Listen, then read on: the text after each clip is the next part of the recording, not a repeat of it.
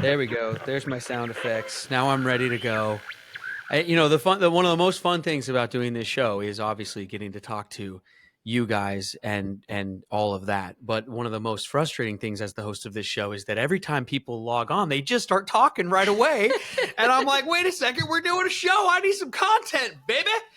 So hold on here. We got so Leroy Hill joining the chat on this episode, everybody. Very special episode of Take 12. And of course, our man Lofa's here, Katie's here, everybody's here, Ryan's here, McNeil's here. And we were chatting pre-show. Leroy, your son is playing college football. And Lofa, you knew this boy as a baby, didn't you?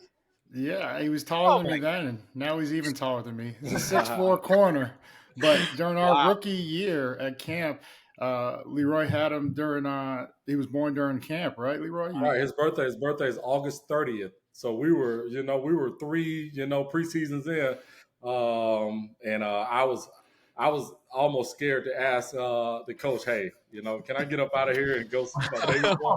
I don't know if I'm gonna make the team or not as like a 3rd round pick, back then just so nervous, But yeah, so he just turned 18 his freshman year at St. Francis. On the football squad, man. He's getting good playing time. He's playing with confidence. I can't be more proud of him. Oh, wow. That's awesome. You get to go up and see a lot of games? Are you going up this weekend? Right. So the school about 90 miles east of Pittsburgh. So, he has about, I think, 11 games on the schedule, and we have 7 that we're seeing in person. And the other 4, ESPN Plus. Oh, wow. Okay, cool. Wait, who they got this weekend? You guys were saying Delaware? They have Delaware. So, yeah, we're flying into Philly, checking out the Delaware game. I think Delaware, who's their famous Joe Flacco? Joe Flacco, yeah. Yeah. So going to check out a different stadium, man. It's amazing to just, football has taken me so many places, and it's still taking me places. Right. And I'm appreciative of that. Well, it took us all the way together to Munich, Germany last year. Remember that? Amazing trip. And taking us some more places this year, which we'll talk about. Delaware is the Blue Jays or something? Blue Hens. Blue Hens. That's what it is. Even stranger. The Blue Hens. The fighting Blue Hen. Yeah, man. Lofa, have you gotten a chance to check out Leroy's son's tape? Do you have any breakdown or anything? I do. I've seen highlights. Leroy sent me some. It's like I said, 6'4" corner. He's got the top end speed, obviously, because Leroy could fly, but surprisingly much smoother hips and transition than the old man. And so, he's got quick feet, and he comes in out of breaks and he's aggressive, which we could have used on defense yesterday. Oh, we will get into that. Leroy, did you coach him or any of your kids? I mean, Lofa and I have talked about that on the show before, because coaching your own kids is just so much different than coaching other people's kids, frankly. What was it like raising them? Man, it was amazing, man. Amazing. I was young. I was a young parent at 22, so we sort of grew together, we grew together. So when I was playing, he was real young, 8 years I was done. So, from his 9th, 10th, all of that is high school. I was able to be a lot more hands-on, and it's an experience. It is an experience, and I enjoyed, and now I have a 4-year-old that I have to do it again with. Well, see, Lofa, it's do as I say, not as I do. That's so the hips are smoother because he coached him into it, Yeah, right. We try to give him the best of us and then teach him how to, work with what we didn't have. Absolutely. And so I'm working with my kid in flag football right now. And he doesn't want to listen too much to what I have to say. But anybody else talks, he's all ears. He's like, yes, coach. Yes. That's exactly how it is. I coach baseball. It's the same thing. I'm like, why don't you do it when I say it? Yeah. What do you know about football, Dad? That's exactly how it is. They don't believe it until someone else says it. You play linebacker. You're not a receiver. No, Lofa, that's a great point. Like, I never played baseball. Definitely didn't scratch the NFL. I mean, you guys actually played. They should listen to you. You would think, but I just try to give Mom the information because he listens to Mom. So I'm like, hey, Rach, tell him to sink his hips when he's backpedaling. Good call. Hey, speaking of breaking down some football, let's talk about it. Should we start it? Start the show, brother. Let's go.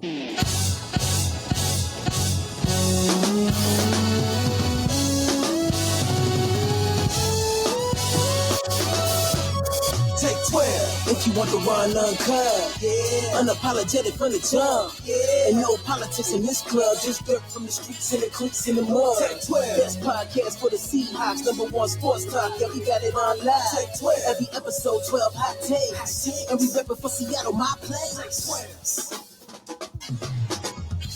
It's the Take 12 podcast. Thanks for tuning in. He is Seahawks linebacking legend Lofa Tatupu, and I am lifelong Seahawk fan Brett Davern. And this episode, we are joined by another Seahawks legend. It's Leroy Hill, everybody. Returning champion. He's been on the show before. Leroy also came to Germany with us last year as part of our trip over there, and we had a ton of fun. And this year, Leroy will be joining us on our trip in New York City. Ooh, let's go. So if you're headed out there to New York for the Seahawks and the Giants on Monday Night Football and you're looking for stuff to do, we will have events and parties and meet and greets and all kinds of stuff. So check out our social media at Take12Pod. And also go to take12travel.com for all the details on that. We still have full package trips available to Dallas for a little bit later in the season, but no more tickets for the other trips. But the Dallas one is still available, so jump on take12.com for that. And then if you want to get the events in New York, it'll also be at take12travel.com, so check out that stuff. Also, before we really get it rolling here, guys, shout out to our sponsor, Wiener Schnitzel. Where's my dog? Oh, here they are again. Wiener Schnitzel. You guys, 2 locations, Western Washington, and Everett and Fife. Go in and do something different for lunch. Chili dogs, chili burgers, hash browns? Corn dogs. That's what I meant. What? Samsonite. I was way off. What is happening? And of course, all the ice cream treats, root beer floats, and all of the above. Mention your favorite Seahawks podcast, the Take 12 podcast, and get a free small soda with any other purchase at either Wiener Schnitzel Western Washington location today.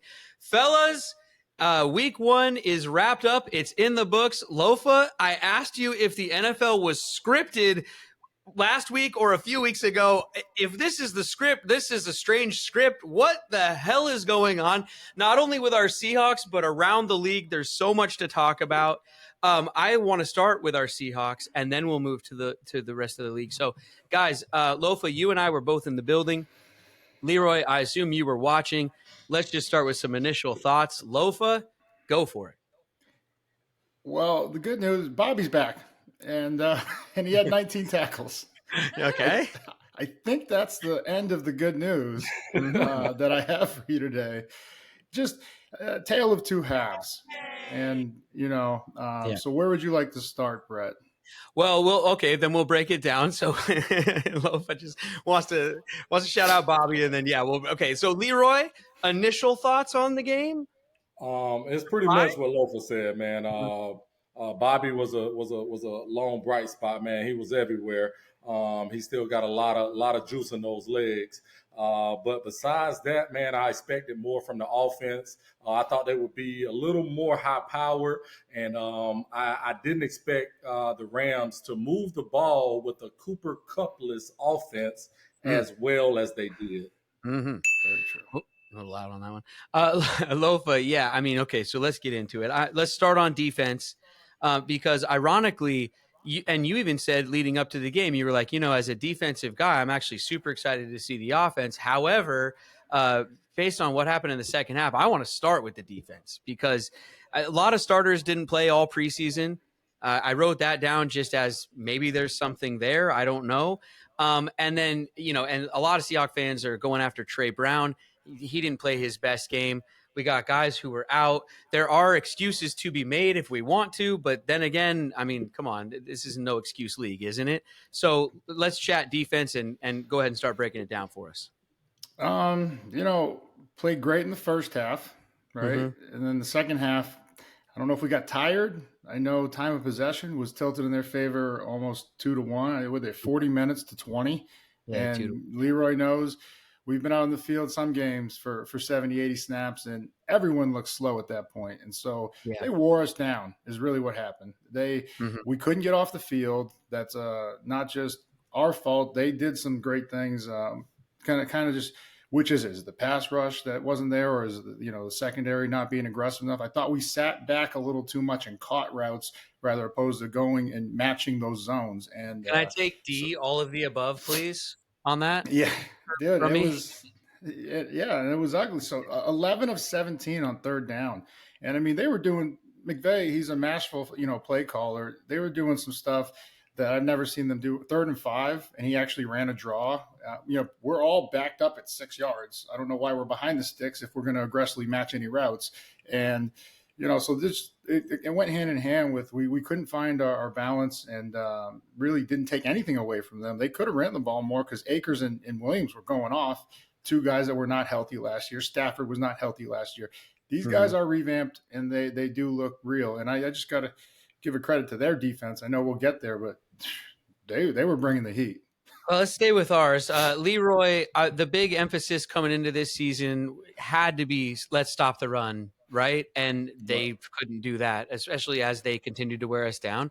And then just the middle of the secondary, that sort of wherever you guys would call that zone, kind of right behind the linebackers, I guess. And Puka Nacua, hey, UW couldn't keep him, right? He went to BYU and he came back to Seattle and put it on us, man. A rookie 5th round pick. But he looked like he was on a mission, and Stafford was on a mission to just keep completing balls and moving the chains. But Leroy specifically, why couldn't we stop the run? That's the whole thing we were focused on in the offseason. Well, I think we played decent on the run. I see we had they have 40 carries for 92 yards. That's 2.3 a rush. Not bad. But 40 carries, that's a lot of carries on. So they continue to try to push it. But I guess I shouldn't say that. I don't want to say why couldn't they stop the run. What I want to say then is it seemed like the runs that they did get were just so timely.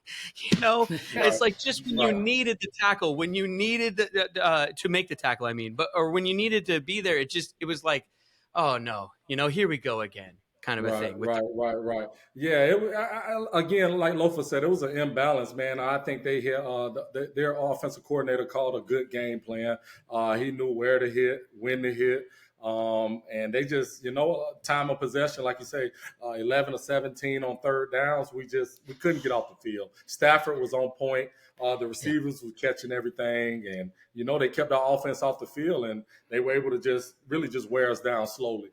Well, and like you said, go ahead, Lofa. Sorry, we got delayed. Go ahead. Yeah, like you said, Brett. They were giving Trey Brown a lot of heat. I just only there was one bad play. It was a 3rd and 11, and he gets hands to the face on the opposite side of the field where it had nothing to do with the play.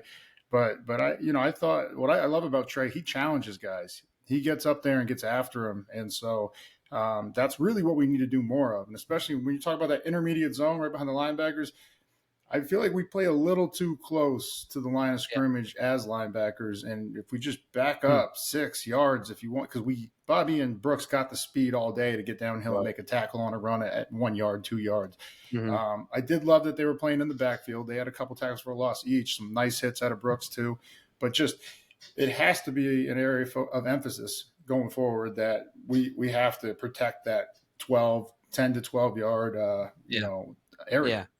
Well, and again, untimely stuff. I'm not doubling down on Trey here. It's just, this is what fans are talking about. And I mean, he's a professional, so I think we can talk about it. It's the penalty, but then there was the missed tackle also. And then just some coverage stuff. And so fans are just, look, Witherspoon wasn't there yet. He's supposed to be back now. I mean, this is just what people are talking about, right? And he had a rough game. It was a really rough game. There's just no two ways about it, really. And it was disappointing to see, just because these are the things that we were talking about all offseason. So I think that's where a lot of that frustration comes from the fan base, but obviously it comes from the players too. Nobody can feel good about what happened on that one. What about the lack of the pass rush, though, too? I mean, the Rams offensive line, guys, seemed like we should have been able to get there, at least on paper, before the game. You thought we'd have some opportunities, but they kept him clean the whole game. And what I was going to say earlier was where I was sitting in the stadium, and what do I know? But I was sitting on one of the end zones. So I'm sitting behind everything. It looks like Madden the whole game, right? Stafford, some of those throws, man, he's cocking his arm back and letting the ball go. And I'm like, who's he throwing to? No one's there yet. And then the receiver would clear from behind a defender. And that's some pro level stuff right there that I was just so impressed by. And just, he's such a savvy vet, such a good quarterback. But so I guess what I'm asking is, like, is it bad defense, or is it just amazing quarterback play and throwing with anticipation like that? Well, you got to give credit where credit's due. Stafford, he's got all the numbers and records you can imagine, but he was one of the first inventors of the no look. Everyone gives Mahomes credit because he's got the Super Bowl rings and everything. But a long time Stafford was doing that in Detroit, where in zone coverage there's holes that you sit in windows, and there's a first look window and a second look, and he would drag a defender towards that first look, knowing that guy's going to pass, and then he would just throw it blind sometimes down the middle. And that's when you saw, like, oh, wow, I didn't even see a guy there. Now it opened up. That's the second look window. So I got to give credit to Matthew Stafford. He balled, man. Well, how about Puka Nacua? Speaking of credit, mentioned him earlier. I mean, how fast did you run to your fantasy league's waiver wire? Oh, I already had him in a couple leagues. Oh, really? Yeah. Okay. Well, he looks like a favorite target. Quite a debut, right? I mean, we thought we had a receiver that was going to make quite a splashy debut in JSN. Unfortunately, it didn't come to pass, but this other rookie's looking good, huh? Unbelievable. Leroy, what'd you see out of Puka? Oh no, he was fabulous, man. Over 100 yards, was getting open consistently. Like, going back to our defense, I mean, 0 turnovers, 0 sacks. Yeah, 0 turnovers, 0 sacks. That's very disappointing, and that tells that tells a big story of the game. You can't let a quarterback like Matthew Stafford, and with receivers that are better than I think people give credit for. They're learning under Cooper Kupp. And with a quarterback like that, he's going to pick you apart. Like you say, not enough pressure, and the receiver was getting open. It made for a long day. They came in with a plan, man. Sorry, go ahead. To Leroy's point, every time Puka came off the sideline, Kupp was right there telling him, what he saw and how he would do it. And I mean, he had some contested footballs that he caught, some low ones on slants, and then he just would manage to stretch out for another 3 or 4 yards. And now all of a sudden, we're behind the sticks. They have a 2nd and 3 instead of a 2nd and 4, or a 2nd and 6, 2nd and long. And but you got to give him credit for a rookie to do that. 5th round at that, like, Kupp's out and he steps in, and the offense looks seamless. Like, I'm pulling my hair out over here with frustration, because it's hitting me that also Cooper Kupp is just another guy who's coming back to Seattle and just sticking it to the Seahawks. Like a guy who, he didn't go to Utah, went to Eastern, right? Like, just he's upset. There has to be a chip, right? That's why they're so good. And good for them. They came in and took care of their business. And what I was going to say is, I mean, everybody, the Rams, they came in with a plan. McVay, I mean, an offensive-minded head coach, he drew up a great plan, and they came after us. It was a great game by them. It just makes me want to puke. Give me a second to calm down. Actually, we need to take a quick commercial break, and then we'll be right back to talk about the offensive side of the football. All right, guys, welcome back to the show. I've calmed down. I've poured myself another coffee, and let's get into the offense here. Remember that Take 12 is brought to you by Delta Airlines. It's the only airline we fly. When we go to New York with Leroy and with Lofa and with our other Seahawk friends and all of our travelers, we'll be flying Delta. Go to delta.com for all of your travel needs, but also for all of you Seahawk fans, make sure that you sign up for 12 status. Now, Leroy, you didn't stay in Seattle after your playing days, and that's fine. However, you can't sign up for 12 status. You got to be a Washington State resident. So, sorry, you can't. We could talk to somebody about that, maybe. But check this out. I mean, so you get 1 mile for every yard of passing that the Seahawks have this season. You also get 12% off at the team store on the 12th of every month. And there's something else cool, but you'll have to go look it up on delta.com. Check-in. Oh, yeah, priority check-in. front of the line boarding. That's what it is. If you sign up, you get to be in the zone 1 when they board. So there you go. You get room for your carry-on.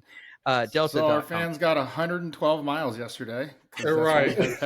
They could fly to Tacoma from Seattle. It is a sad segue, my friend, but that is exactly where I was going to. The offense, you guys, I mean, it looked pretty good in the first half. We go into halftime. It was 13-7. A missed opportunity maybe on one of the red zone appearances, but they able to salvage a field goal. But the offense was looking fine, and we had the lead. And then the second half, tale of two halves, like Lofa said. I wrote down the offense was a bit offensive. Where do you guys want to start? I'll let Leroy take this one. I mean, 180 yards total offense, 13 points. In today's NFL, man, again, that tells a lot, and that's just not going to cut it. Not with the amount of stars that's on that side of, that's on that side of the ball. Yeah. A big contract for Geno, DK, like you said, a lot of expectations for JSN. Kenneth Walker, I can just keep naming pieces that, hey, fantasy owners are looking for, big stuff. You know what I'm saying? These are guys that are drafted high. You know what I'm saying? 180 yards is just not going to cut it. Did you take Walker? Who do you got on your team? I have DK. I'm invested. I got some DK stock. He salvaged the day with a touchdown, but I personally expected more. Yeah. Well, he equaled his touchdown with another personal foul, which I don't – you could probably look it up. Does he have more touchdowns in his career or these personal foul penalties or whatever you call them, right? Whatever. Lofa, look, you guys were both on the defensive side of the ball. What would you guys be saying in this locker room? Or how did you feel about the offense, or where do you want to start? Oh, we take pride in our defense. If they can't win, if they can't score, so that's what the school of me and Leroy come from. We would take onus on not getting any sacks or turnovers, which really it's what comes down to. Right. But looking at the offense, we were fine, and I hate to say it, make an excuse, until both our starting tackles went down. I know, and I don't want to say it either because it sounds like an excuse.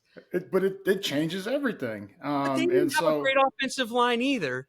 Yeah, but we were moving the ball at will. We scored all of our points in the first half, right? Like we were in control of that game, 13-7. And so coming out, okay, we're good. And then all of a sudden one goes down, Cross goes down, and then Lucas. And then now it's like, okay, well, we can't protect, the way we're used to. And then also the running game takes a hit too. And then the score starts to get a little lopsided. And now you have to throw, and they know that. And so they're pinning their ears back. Future Hall of Fame Aaron Donald's excited about it. So it just it went downhill quickly with those injuries. And then Lockett was out for. I'm glad to see he's okay. Those give the Rams credit. That secondary came to hit, and Ernest Jones, that middle linebacker. In 1 year of playing with Bobby, I've seen how much he's grown into a leader on that defense. That guy was everywhere. Too. I mean, Aaron Donald breaks through the line, and I start yelling, "Oh my God!" I don't think I was alone, actually. Yeah, man. I mean, the second half was a mess. Let's just call it what it was offensively. I mean, it was a mess, guys. But guys were getting injured, not an excuse, but just a fact. Guys getting injured. Lockett goes down with maybe a head thing. We're not sure. We'll see how that goes. But just where do we even begin? For me, it's the sequence where they block the Rams field goal, right? Which seems like, oh, here we go. This is the old Seahawks. At this point, we were up in the game, and it was like, man, special teams just made a play. We are going to destroy these guys. And then my fantasy kicker, Jason Myers, goes out there. After they called 2 delayed handoffs in a row to DJ Dallas, the play calling there was interesting. And then then Geno's alone in the backfield for a pass play that didn't do anything. That was the one he spiked into the ground. So Jason Myers goes trotting out there and misses one from inside of 30 like he always does every year. I don't know why he hits 2 and misses 1, but that's what he does. But probably mostly because he's probably on the Sea Chickens, which is my fantasy team. You're the curse. But for me, it's that sequence right there because it was just such a dud. It was like, here we go. It went from here we go to no, we don't. And from there on, it was just ugly from there on out. Yeah. And then I think they just went on to like convert like 4 third downs in one drive and score. And it was just like, oh man, and then at the end, we just looked tired.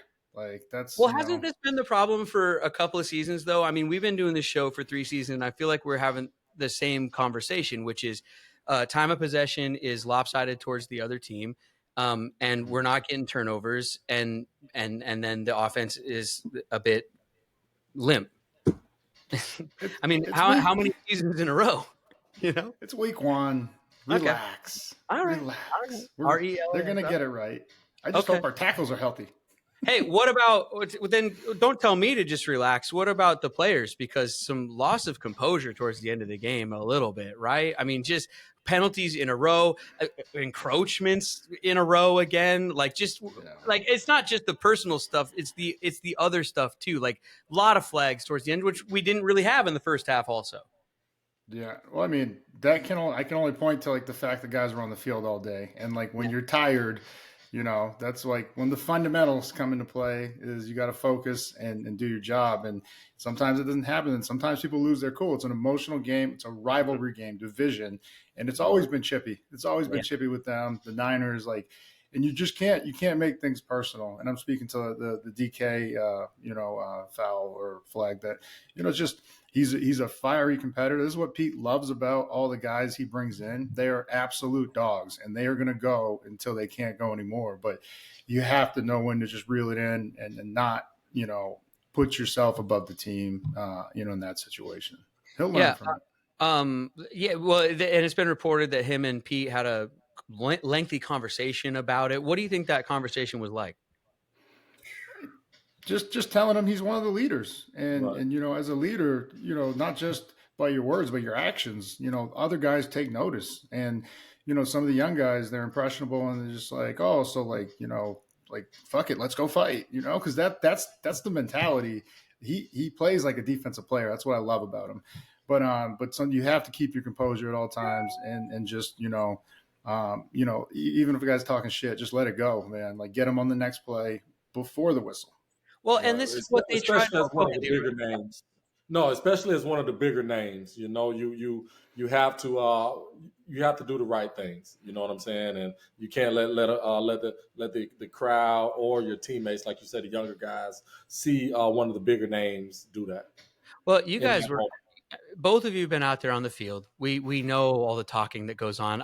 Us as fans, we want to know more of the talking that goes on. I mean, I wish I had a channel that I could pay for, maybe, so that we can get around the profanity or whatever. But if they had a pay-per-view channel where I just got like a mic'd up field where I could hear everything and I didn't have to hear Joe Buck and Troy Aikman, but I just heard the actual game going on, ooh, I would love that. So, I mean, we know trash talk's a part of the game. We know getting under a guy's skin is part of the game, but it feels like that's what teams do to DK all the time. It feels like the book on him is out. You can get under his skin and needle him to a point where he it costs the team. I mean, it costs us field position. It can cost us points sometimes. And I feel like other teams know that. And did you guys know that about certain guys, and how did you exploit it?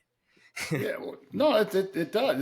You become a target, and it's well aware. Like, oh, he's got personal fouls, after the play, unnecessary roughness, things like that, where you can get under a guy's skin and really get after him with the verbal assault. And is that ever part of the game plan going into the game? Do coaches point that stuff out? I don't remember anybody pointing that out. It's just kind of known. Right. When we played the Niners back in the day. That was the famous. We can say some old linemen, no name calling, but some old linemen in our time. It was easy to get up under the skin and get some late push in the backs, and but they already had rumors like that anyway. You see it on film, and you can sort of target those guys on film. That hey, this guy's going to be chippy. He's going to do some extra stuff. Right. It was the famous Singletary rant. When he threw Vernon Davis, that was against us. And one of our safeties said something. I forget what happened, but he threw the ball at our safety's head. Ref threw the flag. Singletary, I'd rather play with 10 and get penalized the whole way. That was Vernon Davis. Yeah. And Vernon Davis is a phenomenal talent. It's the same thing we're talking about DK, but Vernon, he became that leader, and it never happened again. And it was he became man, he had like a Hall of Fame career. Oh, absolutely. I had a heck of a career after that. And, thank goodness he stayed, because then we got that clip of Cam Chancellor just hitting him in the NFC Championship game, which is one of my favorite gifts to watch. Those are two monsters going at it right there, man. Yeah, no, for sure. I know. No, definitely. It's just, it feels like if I was having the conversation with DK, I would just say, hey, man, they know it, and you're letting them win at that. Like, just don't do that. You're giving in to what they want you to do.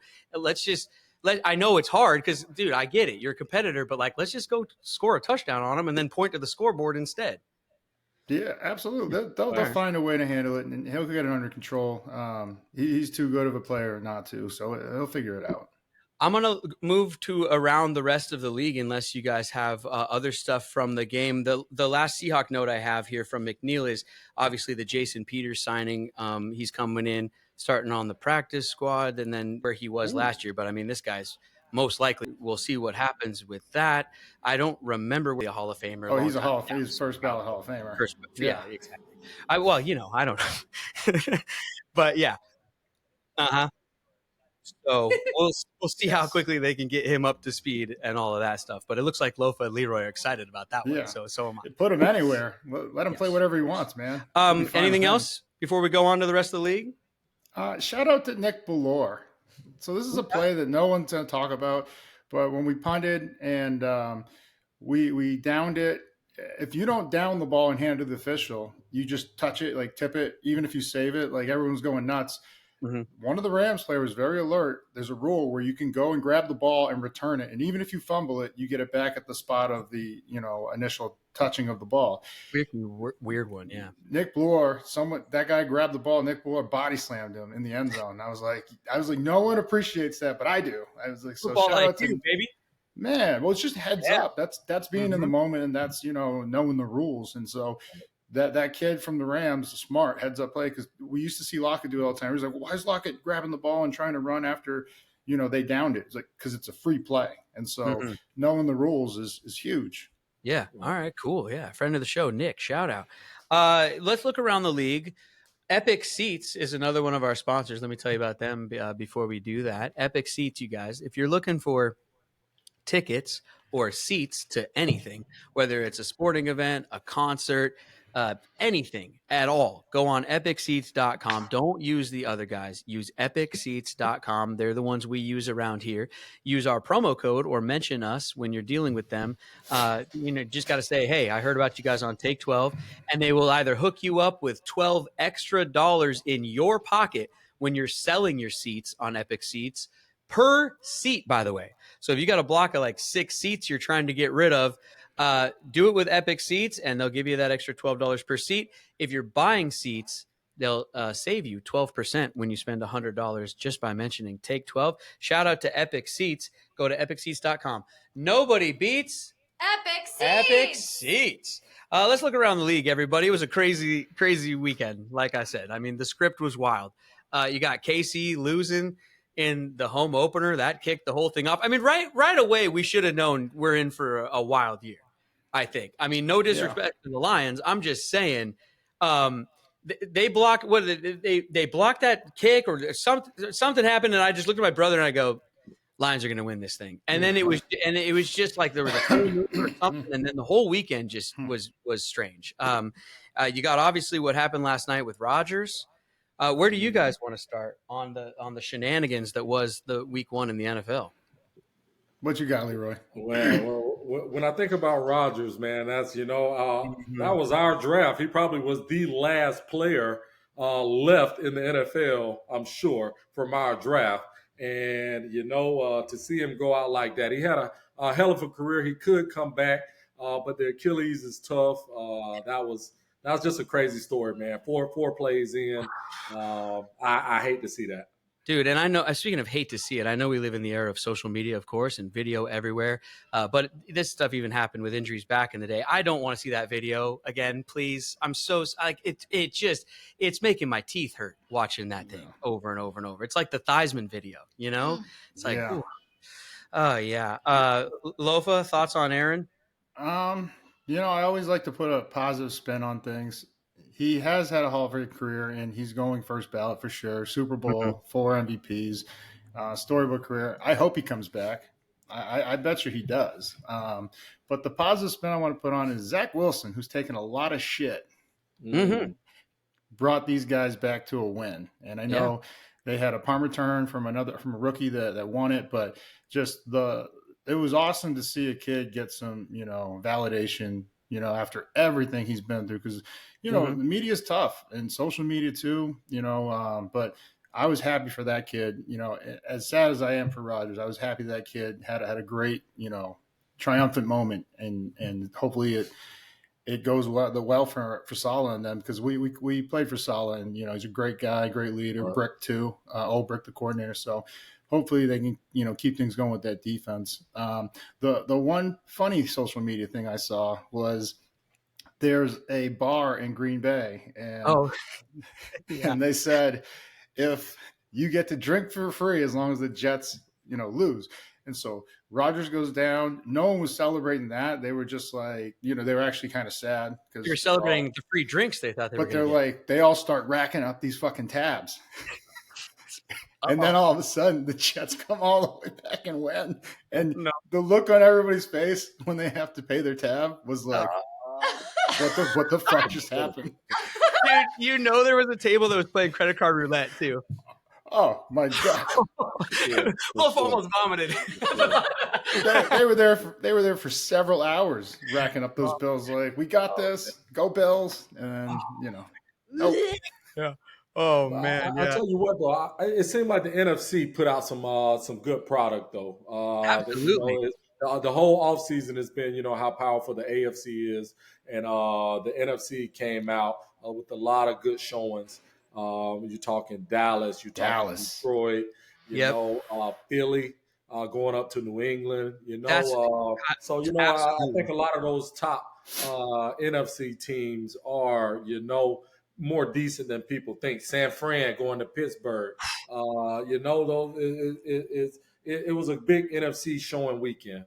Yeah, that's what I was going to say. I mean, what are you most impressed by? Like, take your pick. You got the Niners dominating and McCaffrey running all over everybody, which, like, look out below, Seahawk fans, right? And the Cowboys blanking the Giants. Packers, no Rodgers, no problem. How about Jordan Love taking it to Chicago? And Justin Fields, right? And then the Rodgers stuff and everything. And the Lions. Going back to the Lions, we got them coming up this week. Fuck, I know. Yeah, and they're on a mini bye week because they played on Thursday, so they're going to be fresh. Aiden Hutchinson and company is going to be fresh. Oh, Aiden Hutchinson, the tackles have the work cut out, man. He looked like a monster. St. Brown looked like one of the, just very consistent, man. I think he's going to have a monster year. Well, we're going to be breaking all that down later in the week on the Seahawks podcast, so make sure you come back for that one. But right now, we're out of time. Oh, yeah, the score prediction challenge. What happened in the score prediction challenge, Katie? Well, some Rams fan trolled us. What? Yeah. They came in and they were like, the Rams are going to win, and they didn't even like or follow us. And they didn't have their DMs on, so that guy loses. What? Did he get the score right?